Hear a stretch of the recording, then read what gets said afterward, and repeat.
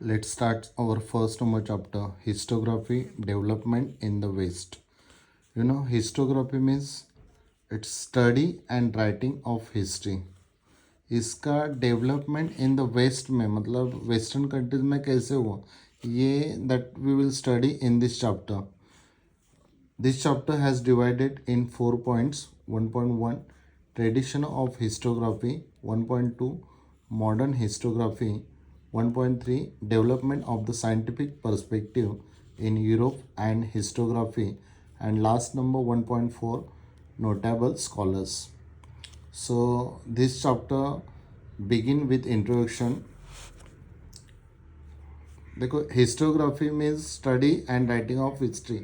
इसका proper definition आपको tradition of historiography में दिया है. तो हम इंट्रोडक्शन स्टार्ट करते हैं. Historical research writing and studies are carried out with an objective. देखो historical research writing and studies एक ऑब्जेक्टिव के साथ की जाती है. वो क्या है? Of understanding the chronology of the past event and their interconnection. Understanding the chronology of the past event. Past event का क्रोनोलॉजी मतलब क्या? जो इवेंट्स जिस सीक्वेंस से हुए उसको क्रोनोलॉजी बोलते हैं. एंड वो पास्ट इवेंट्स का एक दूसरे के साथ इंटरकनेक्शन क्या है, ये ऑब्जेक्टिव के साथ हम historical research writing and studies करते हैं. And this is a continuous process. And ये टोटली कंटिन्यूस प्रोसेस है, मतलब चालू ही रहती है. देखो जैसे कि हम in the physical and natural sciences में the empirical method is use to verify the available knowledge. Science में अगर फिजिकल में देखोगे, physical science and natural science में देखोगे तो एम्पिरिकल मेथड यूज़ होता है. एम्पिरिकल मेथड यानी क्या? Laboratory method of experiment and observation. Lab में जिसके साथ एक्सपेरिमेंट किए जाते हैं, ऑब्जर्वेशन किया जाता है, उसको एम्पिरिकल मेथड कहते हैं. ये फिजिकल एंड नेचुरल साइंस में हम यूज़ करते हैं. किसके लिए? To verify the available knowledge. And this method allows formulating laws that remain true irrespective of the time and space. And this method allows, ये मेथड हमें अलाउज क्या करते हैं? फॉर्मुलेटिंग लॉज, एक लॉज बनाते हैं हम, that remain true irrespective of the time and space. And ये कौन से भी टाइम में, मतलब इसके बाद अगर आप देखोगे ये न्यूटन का लॉ देखोगे तो ये अगर 100 साल पुराना भी होगा और 100 साल बाद भी वो लॉ वही के वही रहने वाला है, वो चेंज नहीं होगा. एंड स्पेस मतलब कौन सी भी जगह जाओ, आप अमेरिका जाओ या कहाँ पर भी जाओ, वो सेम ही लॉज रहने वाला है. And those laws can be tested and prove repeatedly. And ये जो लॉज आपने बनाए होते हैं एम्पिरिकल मेथड से, can be tested and prove repeatedly. ये इनको हम कभी भी टेस्टेड कर सकते हैं एंड अगेन टेस्ट कर सकते हैं. ओके. बट हिस्ट्री में देखो, in historical research it may not be possible to use the method of laboratory experiment and observation. But in the historical research it may not be possible to use this method of experiment and observation. This is so because ये क्यों है, हम क्यों use नहीं कर सकते हैं? Because we were not present in the historical time and space and the historical events cannot be recreated. जब वो historical events हुए तब हमारा बोर्न नहीं हुआ था. Okay. And historical events can not be recreated. अगर वो हिस्टोरिकल इवेंट्स है हम फिर से उनको रिक्रिएटेड नहीं कर सकते. जैसे कि लाइक पानीपत वॉर हुआ, वो हम फिर से नहीं कर सकते. Okay. Also in history it is not possible to formulate laws that remain true irrespective of the time and space. Like physical and natural science में हम लॉज फॉर्मुलेट करते हैं that remain true irrespective of time and space, वैसे हम यहाँ पर laws formulate नहीं कर सकते. In history it is not possible to formulate laws that remain true irrespective of time and space. तो हम हिस्ट्री का स्टडी कैसे करेंगे? तो इसके लिए देखो, to begin we need an expert who knows the language and script of a historical documents in order to read it and understand its meaning. तो इसके लिए हमें किसकी ज़रूरत है? We need an expert who knows the language and script of the historical documents. जिनको historical documents का language and script मालूम है. किसके लिए? In order to read it and understand its meaning. वो हिस्टोरिकल डॉक्यूमेंट्स रीड करने के लिए and to understand its meaning, उसका मीनिंग समझने के लिए हमें एक्सपर्ट की ज़रूरत है who knows the language and script. Also, the expert can examine the authenticity of the documents by using criteria such as. देखो also जो experts है वो क्या कर सकते हैं? Can examine the authenticity. वो एग्जामिन यानी टेस्ट कर सकते हैं. द ऑथेंटिसिटी यानी क्या? ओरिजिनलिटी, उसकी भरोसेमंद कितना है, वो कितना सच्चा है, वो चेक कर सकते हैं of the documents by using criteria such as.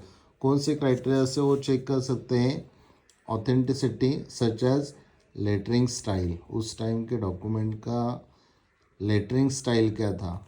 Author style of writing, authors का स्टाइल क्या था राइटिंग का. मैन्युफैक्चरिंग डेट क्या था एंड टाइप्स ऑफ पेपर क्या था. Stamp of authority etcetera. देखो यहाँ पर इस पर भी क्वेश्चन आ सकते हैं. जस्ट कंप्लीट द वेब और कंप्लीट द डायग्राम के लिए criteria use to check the authenticity of the documents. तो सच एज कौन से क्राइटेरिया है? Lettering style, author style of writing, manufacturing date and types of paper and stamp of authority. कौन से time में, मतलब स्टैम्प ऑफ ऑथोरिटी किसका stamp है, इससे हम हिस्ट्री का नॉलेज आ सकता है इससे. Such a document is further scrutinized by a historian with the help of relevant historical references and such a document is further. उसके बाद आगे क्या होता है? स्क्रूटिनाइज मतलब क्या? डीपली चेक होता है उसको by a historian with the help of relevant historical references. उसके रिलेवेंट मतलब उसके आजू बाजू के और उससे रिलेटेड जो भी हिस्टोरिकल रेफरेंसेस है उसके साथ सच डॉक्यूमेंट्स को स्क्रूटिनाइज किया जाता है. ओके, उसके बाद देखो यहाँ पर methods of various discipline are useful in historical research. Historical research में various discipline are useful. Methods of various discipline are useful in historical research. कौन कौन से मेथड यूज होते हैं in a historical research? For example archaeology. Archaeology मतलब क्या? जो excavation करके स्टडी किया जाता है उसको आर्कियोलॉजी बोलते हैं. उसके बाद आर्चुअल साइंस. आर्चुअल साइंस यानी क्या? वहाँ पर जो पुराने डॉक्यूमेंट्स होते हैं उनका स्टडी किया जाता है, उसको आर्चुअल साइंस बोलते हैं. मैन्युस्क्रिप्टोलॉजी. मैन्युस्क्रिप्टोलॉजी यानी क्या?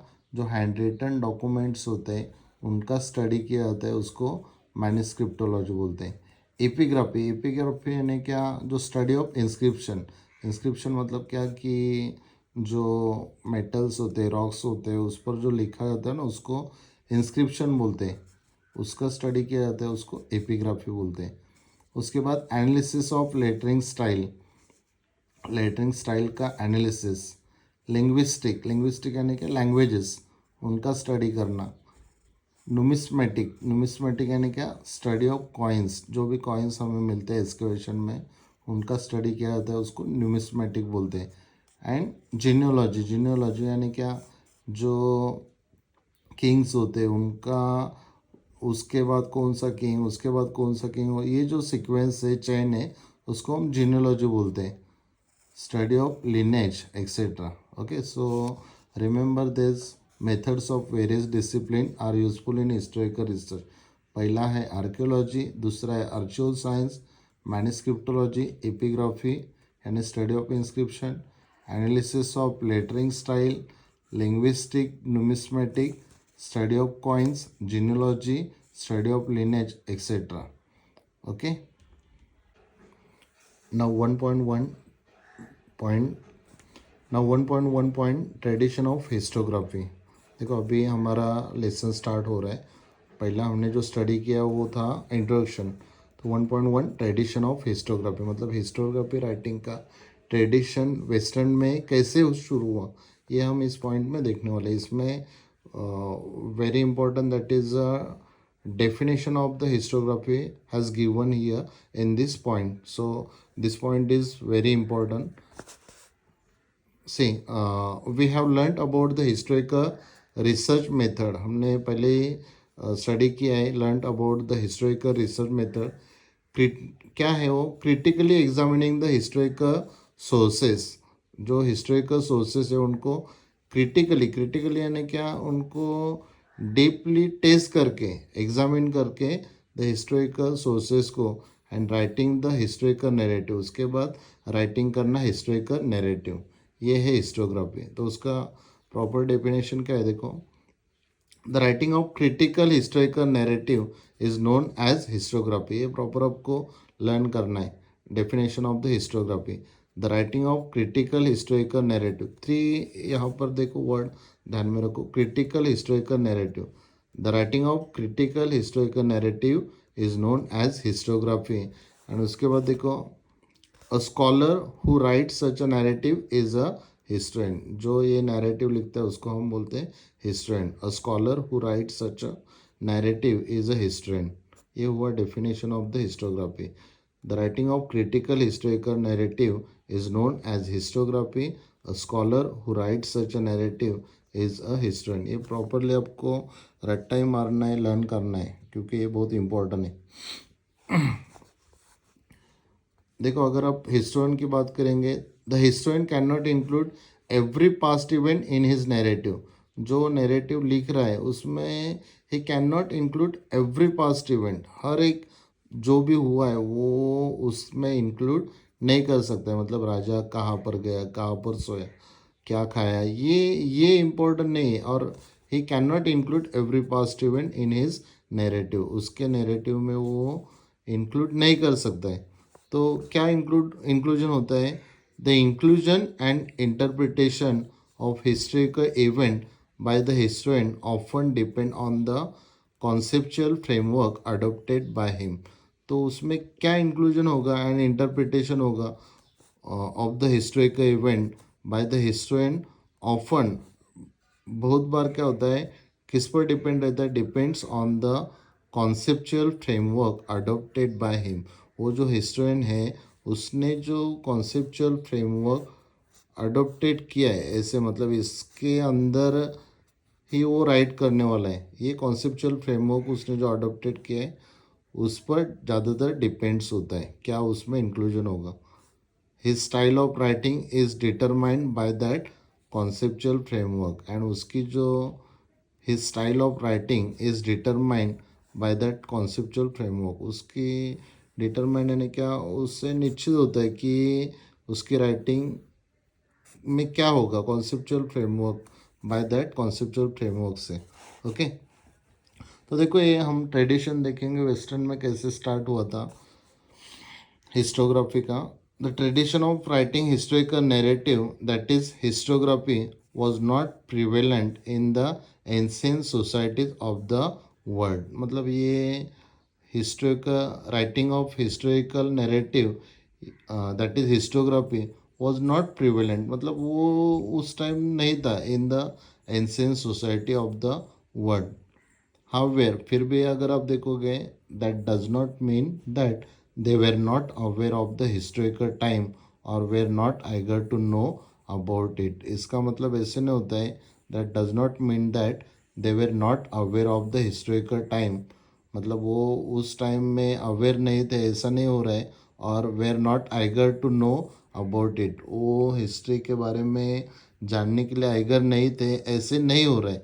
तो क्या था, एंसेंट पीपल क्या करते थे देखो फिर, ancient people also felt the need of passing on the stories of the life and valour of the ancestor to the next generation. तो ये जो एंसेंट पीपल ऑल्सो फेल्ट मतलब उनको भी लगा the need of passing on the stories of the life, उनके जो stories of the life है, उनके लाइफ के स्टोरीज है, and the valour of the ancestor, उनके जो एंसेस्टर यानी क्या पूर्वजों का जो वेलर है वो नेक्स्ट जनरेशन को पासिंग करना, ये उनको लगा कि पास करना चाहिए, उनको भी मालूम होना चाहिए हमारे एंसेस्टर का वेलर क्या है। वेलर यानी क्या, पराक्रम। तो उन्होंने क्या किया देखो, ancient communities all over the world use various means like a cave painting. तो देखो ancient communities all over the world, पूरे वर्ल्ड में ये एंशियंट कम्युनिटीज में ने टू पास द नॉलेज, इसके लिए कौन से मीन्स ऑफ मीन्स यूज किए, मीन्स लाइक केव पेंटिंग, यानी वो केव पेंटिंग करते थे। स्टोरी टेलिंग, स्टोरी बताते थे। Singing song and ballads etcetera for this purpose. देखो ये भी इम्पोर्टेंट है कंप्लीट द डायग्राम और वेब के लिए कि various means of passing knowledge in the ancient period. तो कौन कौन से मीन्स थे, like cave paintings, story telling, singing song and ballads. ये ध्यान में रखो, ये क्या करते थे, अपने एंसेस्टर पीपल के जो वेलर ऑफ द एंसेस्टर थे and stories of the life वो पास करने के लिए सच अ मीन्स यूज़ करते थे। Cave painting, storytelling, singing song, and ballads, etc. for this purpose. And these traditional means are looked upon as the sources of the history in the modern historiography. And यही traditional means यानी cave painting, story telling, singing song and ballad, ये क्या हुए, sources of the history बन गए, became the sources of the history in the modern historiography. Now next point 1.2 modern historiography. देखो modern historiography में 4 main characteristic of the modern historiography, ये बहुत important है बिकॉज आपको यहाँ पर एक्सरसाइज में इस पर आंसर इन डिटेल उस पर क्वेश्चन पूछा गया है। What are the 4 main characteristic of the modern historiography, तो वो क्या है वो हम स्टडी करेंगे। देखो यहाँ पर भी लिखा है, इम्पॉर्टेंट है। तो पहला characteristic of the modern historiography, it's method is based on scientific principal. इसका जो मॉडर्न हिस्टोग्राफी का मेथड है is based on scientific principal, scientific principle पर वो डिपेंड है, बेस है। It begins with the formation of the relevant question, मतलब ये जो मेथड है ये बिगिन किससे होता है, with the formation of the relevant question. Relevant question मतलब क्या, जो उससे पॉइंट से रिलेटेड क्वेश्चंस होते हैं उनको फॉर्मेशन करना, बनाना, उससे ये मेथड शुरू होता है। बहुत ईजी है। फर्स्ट नंबर कैरेक्टरिस्टिक ध्यान में रखो, its method is based on scientific principle, it begins with the formation of relevant question. Okay, ये first number characteristic of the modern historiography. Second number देखो, ये जो फॉर्मेशन ऑफ द क्वेश्चन हुआ वो कैसे होने चाहिए questions, this question are anthropocentric. Anthropocentric यानी क्या, it means that this question are about the deeds of the members of ancient human society of a particular period. मतलब ये जो क्वेश्चंस है वो, it means that this question are about the deeds of the member of ancient human society.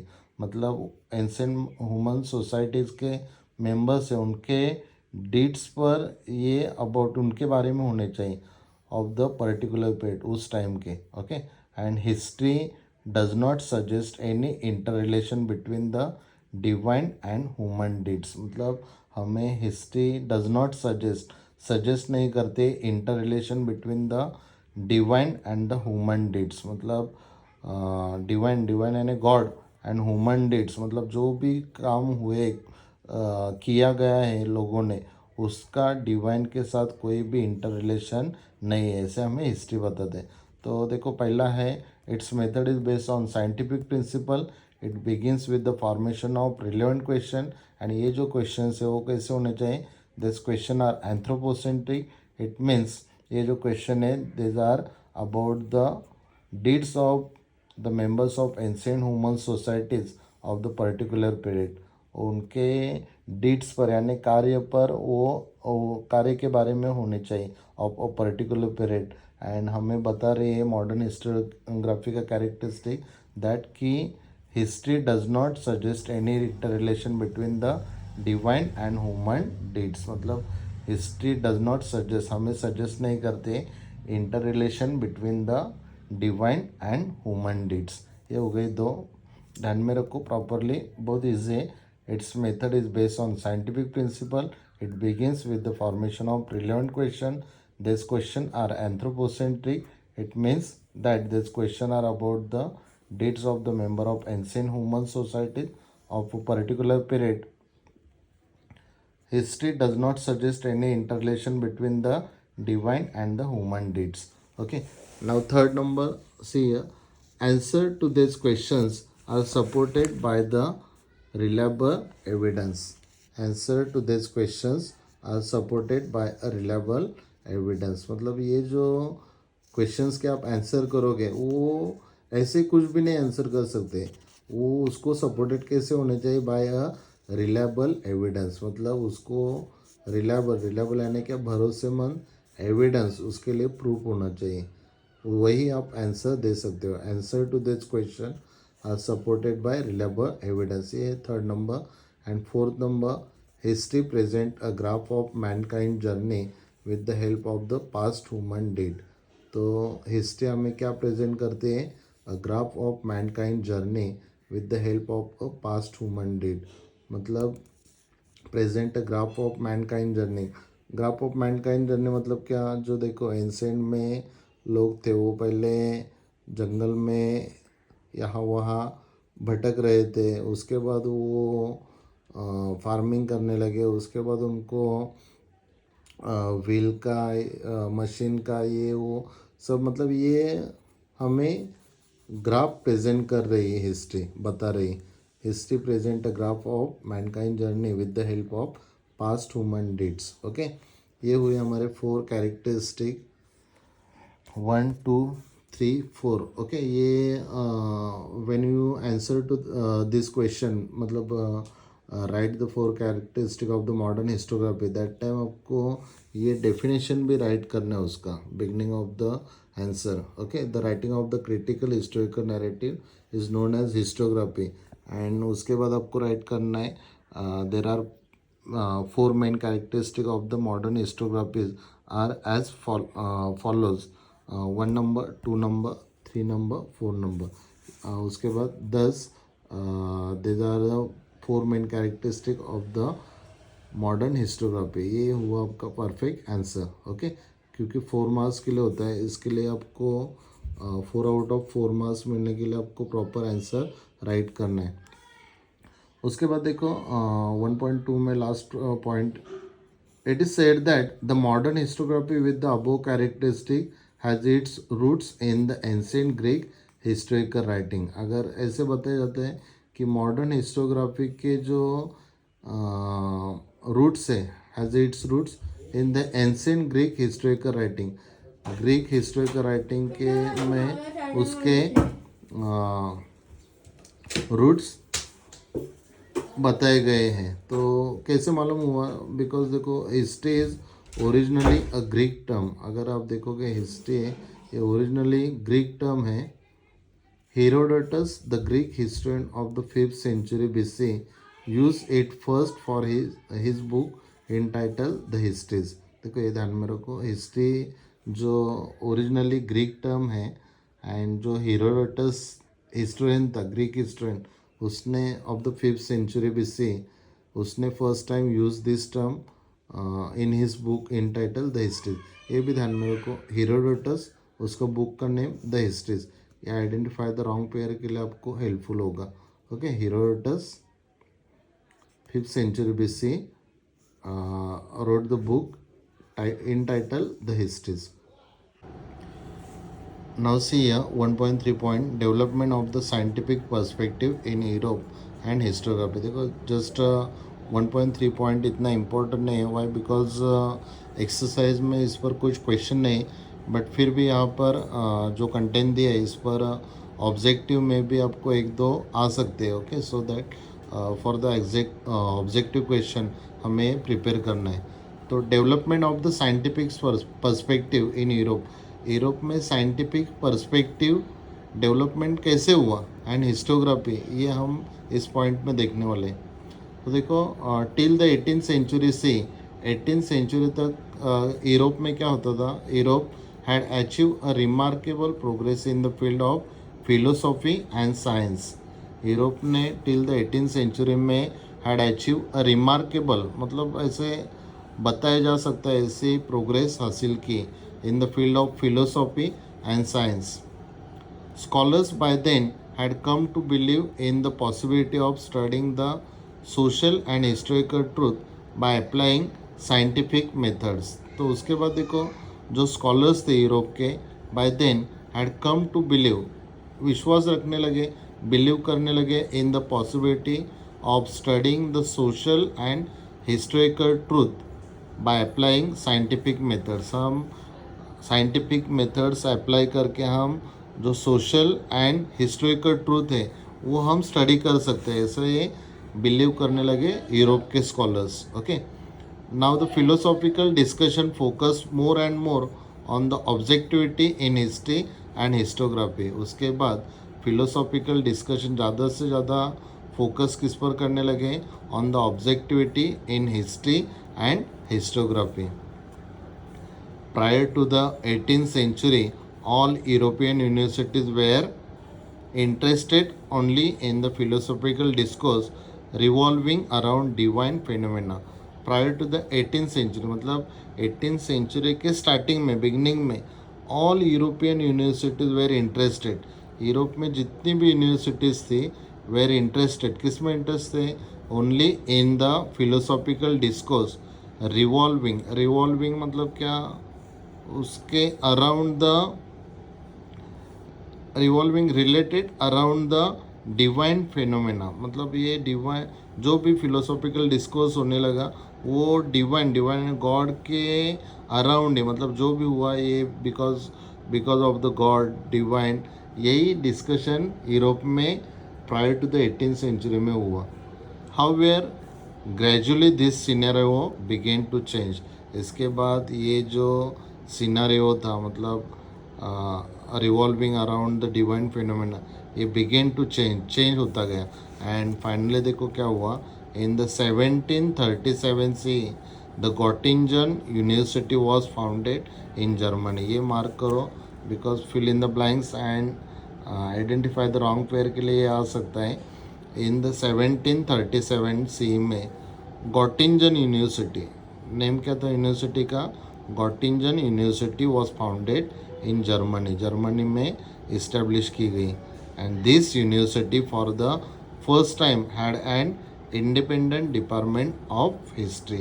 And उस university में there was a independent department of history. ये first time इस university में इंडिपेंडेंट डिपार्टमेंट रखा गया था of the history. And later other German universities also became centre of historical studies. And उसके बाद other universities also became centre of the historical studies. German में other जो universities हुए उन्होंने भी हिस्ट्रिकल स्टडीज़ का सेंटर बनाया। ओके, तो ये था 1.3 development of the scientific perspective in Europe and historiography. Okay, ये इतना इम्पोर्टेंट नहीं था, खाली ये लाइन ध्यान में रखो।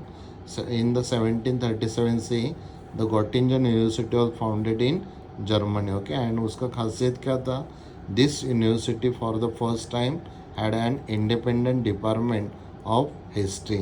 ओके, तो ये पहले लेक्चर में हमारा 1.1, 1.2, 1.3 ये इम्पोर्टेंट था, मतलब ट्रेडिशन ऑफ हिस्टोग्राफी, उसके बाद मॉडर्न हिस्टोग्राफी के characteristic, and third number development of the scientific perspective in Europe and historiography. Okay, so in the next lecture we will study about the 1.4 point notable scholars जिन्होंने contribution किया है historiography में, जो like Renee डिस्कार्ट, Voltaire, Hegel, इनके बारे में हम next lecture में स्टडी करेंगे। ओके।